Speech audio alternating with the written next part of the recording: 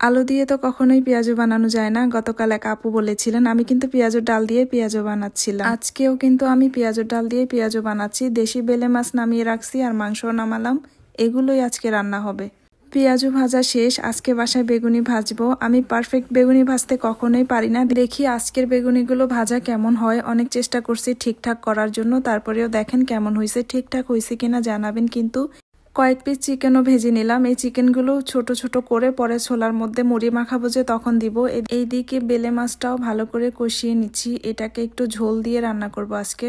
এই যে রান্না হয়ে গেছে, মোটামুটি অনেক ঝোল হয়েছে। নারিকেল দিয়ে মজার একটা নাস্তা বানাবো। নারকেলটা ফাটিয়ে নিলাম। চিরা ভিজিয়ে রাখছি অনেক আগে থেকেই।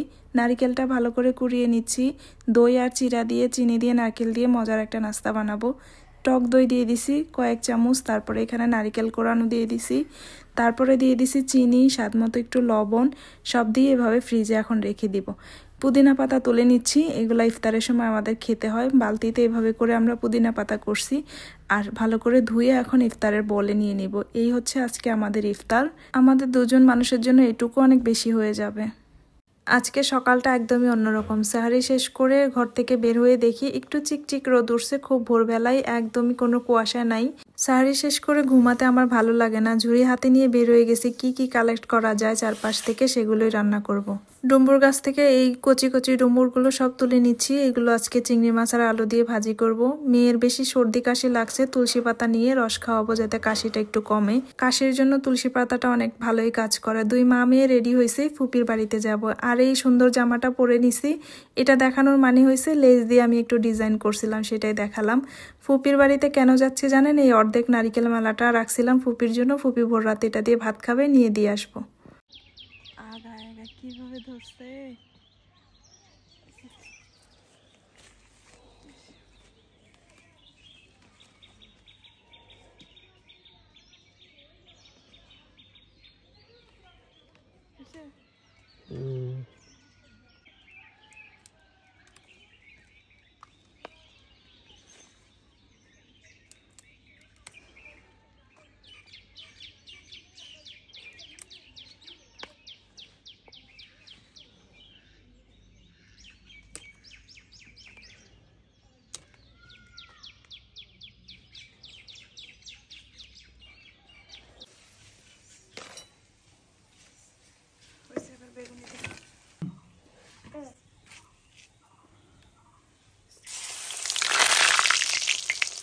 ভালো হচ্ছে।